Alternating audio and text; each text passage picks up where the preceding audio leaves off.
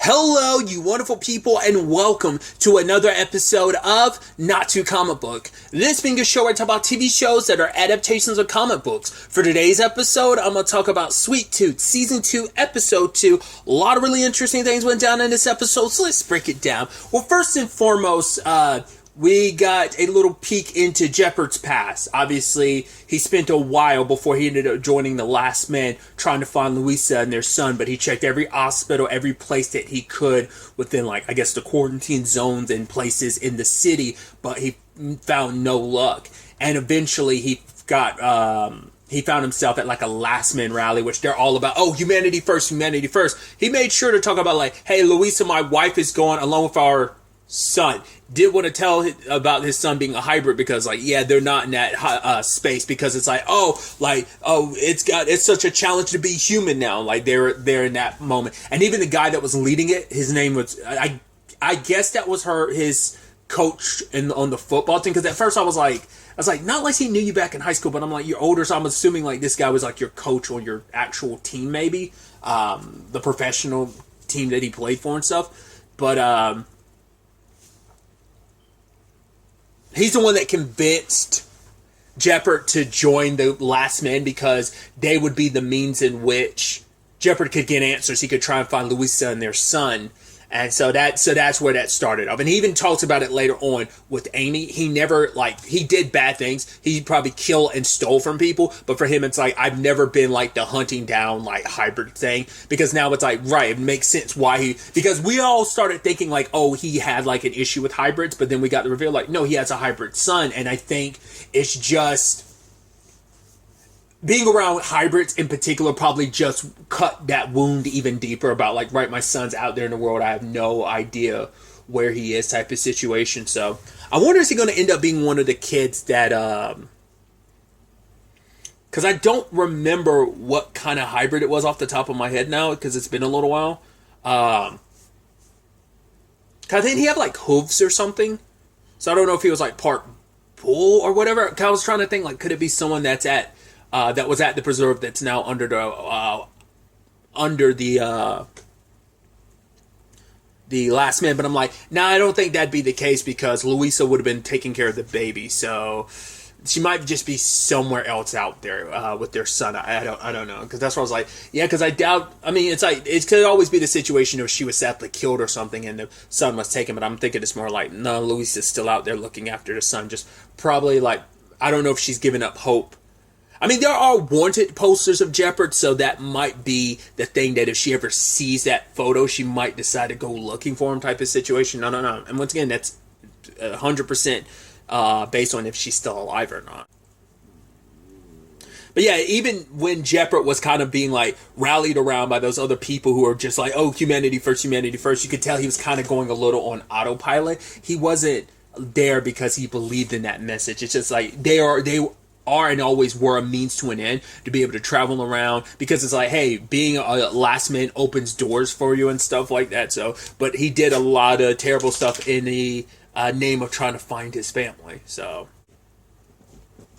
shifting gears to present day, this episode coincides with a lot of events from the first episode, but Amy and Jeopard are kind of have very different approaches to this thing, because her plan is to sneak in at midnight and get the kids out. Obviously, Jeopard's only mainly trying to get Gus out, but he's also saying getting one kid out is one thing, trying to get all those kids out is another. So, but Amy's just kind of no, I'm not going to just sit around and wait. I can't wait. I got to go get my kids back. And her desperation to get them, especially because what ended up forcing her hand was Wendy radioed her, and Jeopard was don't tell them that, because if you do, you let them know hey, they expect us. The only thing helping you is the element of surprise. And so her desperation after hearing Wendy's voice is no, I gotta go get my kids.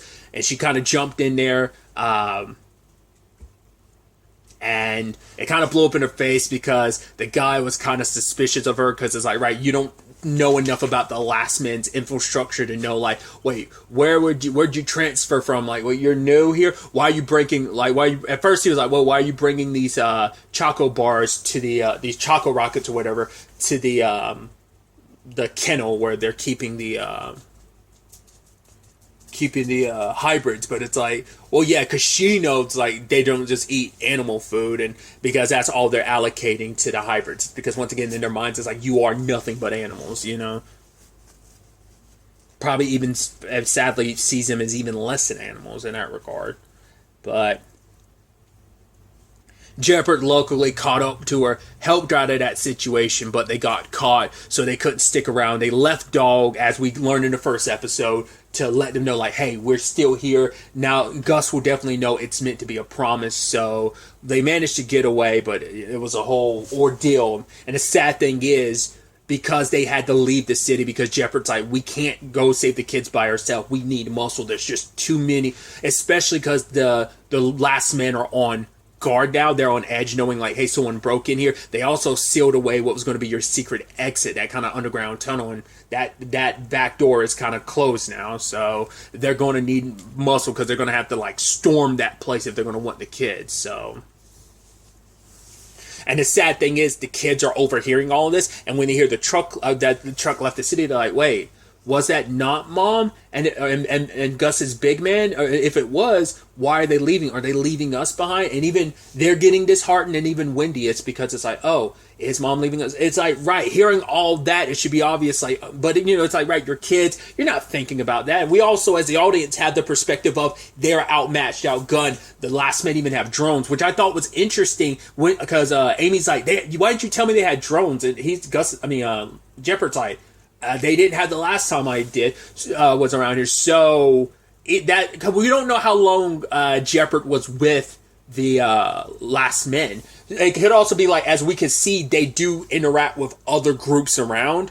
So I don't know if these other groups are the equivalency of the last men, but just the people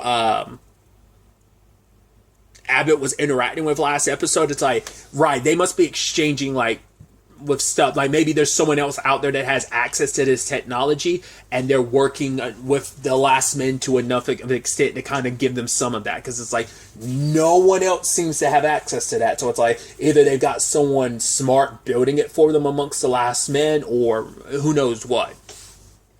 The biggest question mark amongst the last men, because I brought this up last episode, is Johnny. Because you heard two last men be like, oh yeah, Johnny, that guy's scary. I'm like, really? He seems like okay. He can be just as scary as any of the last men, but it's like they were shaking their boots being like, oh, he's extra scary. So I'm like, is he actually a secret psycho and we just don't know it? Like, why is that?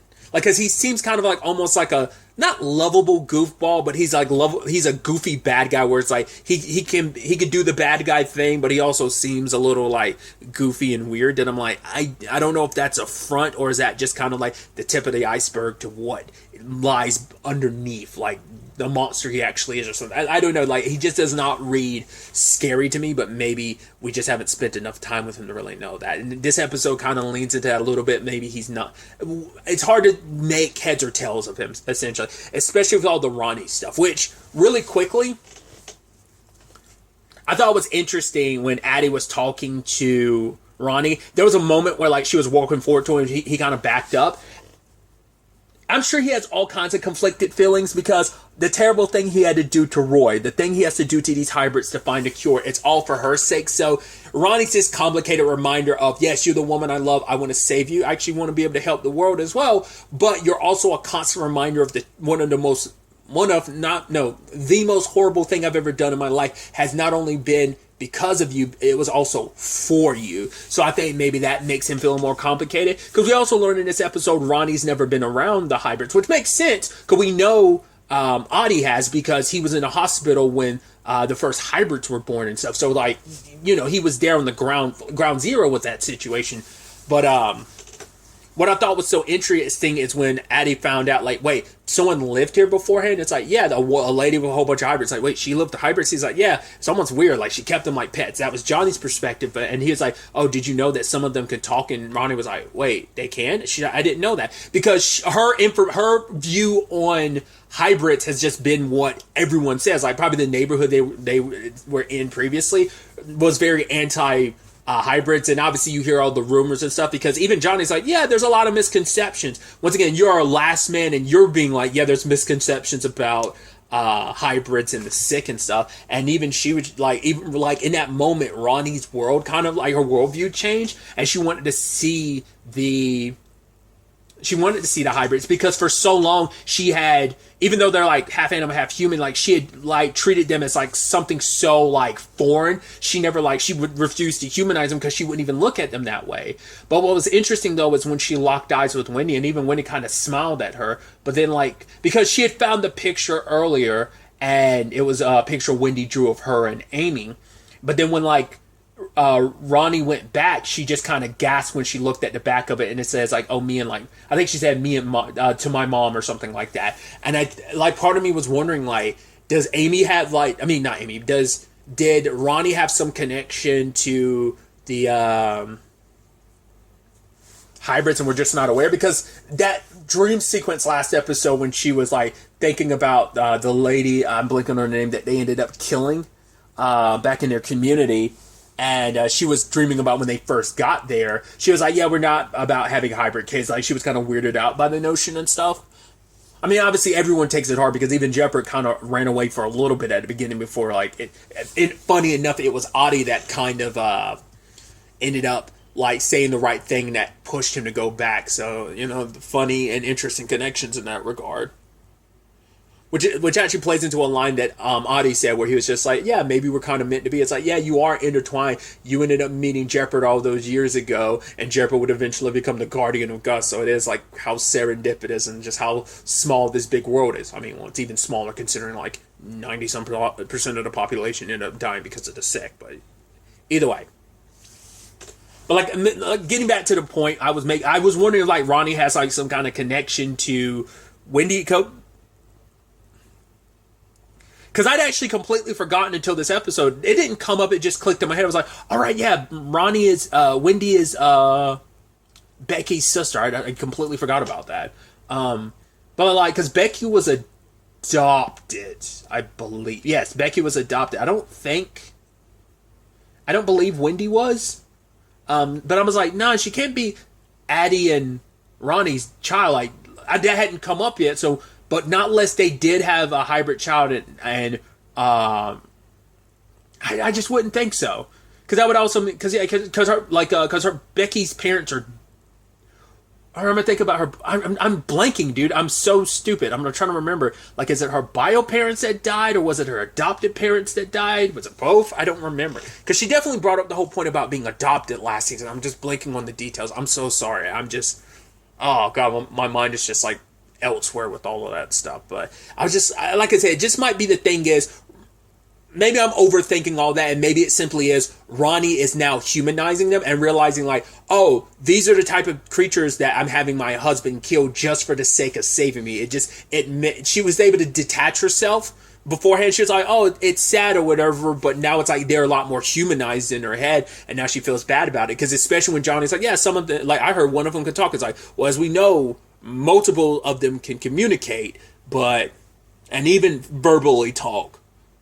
So, we'll see what ends up happening on that front. I could definitely see with what they set up in this episode too with Ronnie, that she's able to manipulate Johnny, especially kind of playing into his ego of no, you told me you run this place, can't you take me to the kennel and it not being an issue? So, all the while that's happening, Gus is meeting with Audie again, and Audie's got a whole bunch of the purple flowers and wants to make Gus hallucinate. Once again, it seems the way he made it seem it isn't just a Gus thing. It seems that it has that hallucinogenic effect on all hybrids. And I'm wondering, because there is a correlation between the sick and obviously the flowers, so there has to be a correlation between why those flowers bloom up anytime there's something related to the sick, and why, for one, hybrids don't get sick, and why the flowers end up having the hallucinogenic effect on them. But Gus, there's this complicated thing too where Audie is pushing Gus. He's trying to be a friend of yes, I'm in the same circumstance as you. I am a prisoner. I am trying to help the person I care about. But also he came off a little pushy, and I think that could be something where we kind of go, well, he's definitely in some Victor Frankenstein, that's kind of the role he's playing, and we know how that can warp somebody. Hey, you could have the best of intentions of, hey, I'm trying to cure the woman I love, and I could potentially save the rest of the world and get me and my wife away from Adler. I said Adler. Where am I pulling it from? Oh yeah, not Freeform, Motherland Fort Salem. But me and getting us away from Abbott is what I meant to say. But I just get the feeling like, especially with like, how, I mean, that could also have just been a byproduct of him getting like angsty and just being like, Gus, I need you to focus, give me the answers I need. But it's also like that in conjunction with the hallucinogenics made him see even scarier. But I just felt like that could be indicative of something about Adi going forward, just that he could get more and more extreme and potentially scary when it comes to like, you know, as a scientist, he's desperate to get the answers, especially he needs to get those answers fast before Abbott gets back. So because he kept being under the impression that like, oh, your dad made you. He kept thinking like, oh, your dad.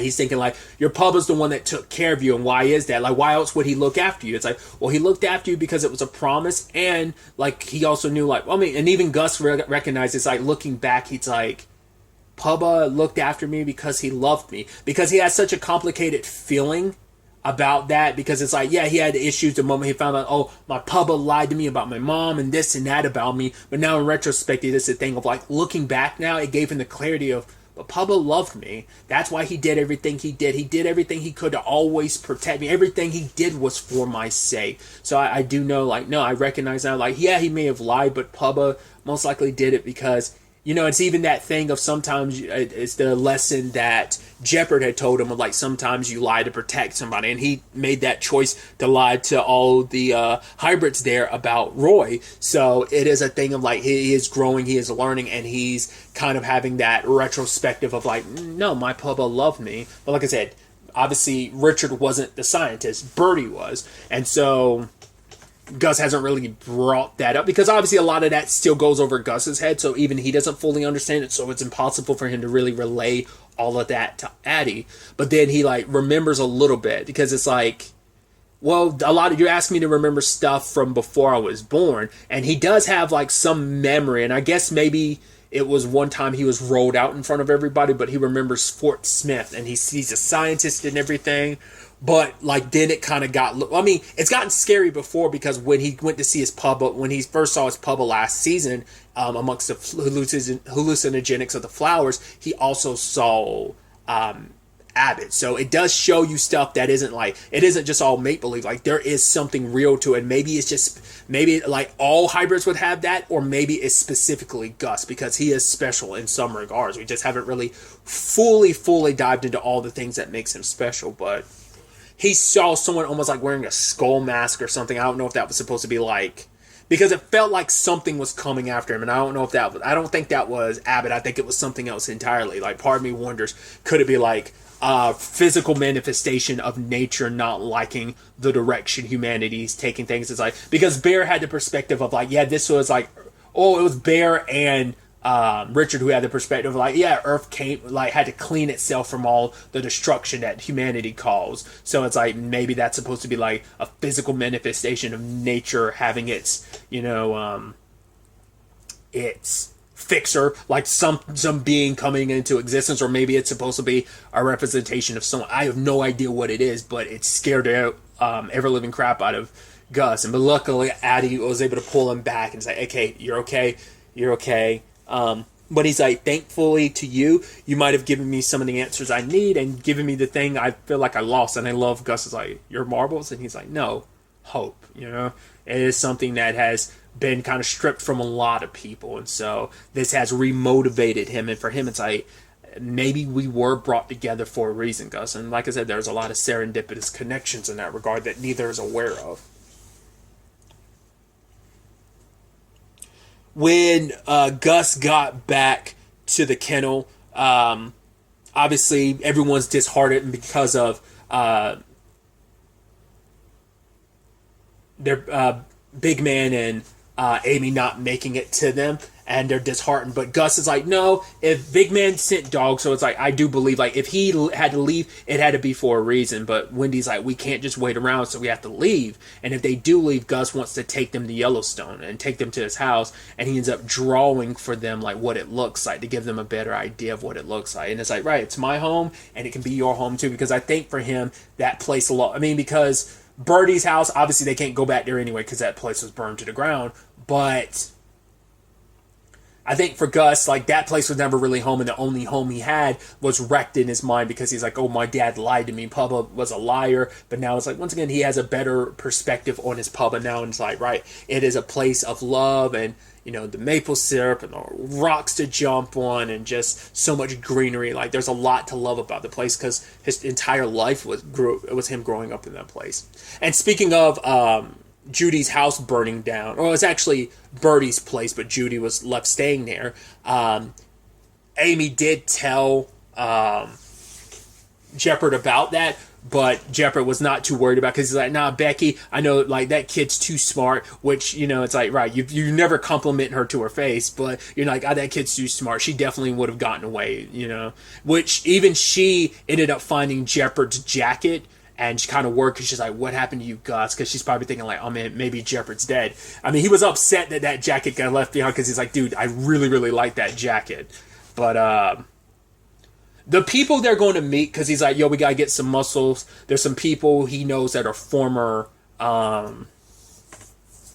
last men, but he's like, we can trust them. I wonder if it's other people from his team because he's met home dude from last season who was, I mean, he was working on that train, but I don't know if he was fully like a last man himself or whether it's just like the last man utilizes that train, so he works with them, but he's never been a last man. But as we saw, like, he got recruited by his coach, so other players could have been too. So I'm assuming that's the muscle he was referencing that him and Amy are going to go get, but we'll have to wait and see. Bear ended up running into some dude. It's kind of like a caravan. It's him, and he's like trying to make sure his grandma and grandpa don't contract the sick. So what that ends up taking them, where Becky ends up, because she's going with them just because they're going in the same direction, but whatever becomes of that, we'll ultimately have to wait and see. I'm also curious, I might have brought this up in episode 1, I don't remember. I am curious, is Becky going to end up running into the rest of her people, like Tiger and them, like that group she used to be a part of, her former family? This would be an interesting time to, like, not only, like, her to run into them, but also find out what happened to them after her absence. Like, I don't know, just a lot of stuff to keep in mind. It's definitely going to be really interesting to see ultimately where all of this ends up taking us going forward into the next episode. But really, that's all I want to talk about. Until the next time we meet, be happy, be safe, live life to the fullest, and enjoy it. Good day, and goodbye.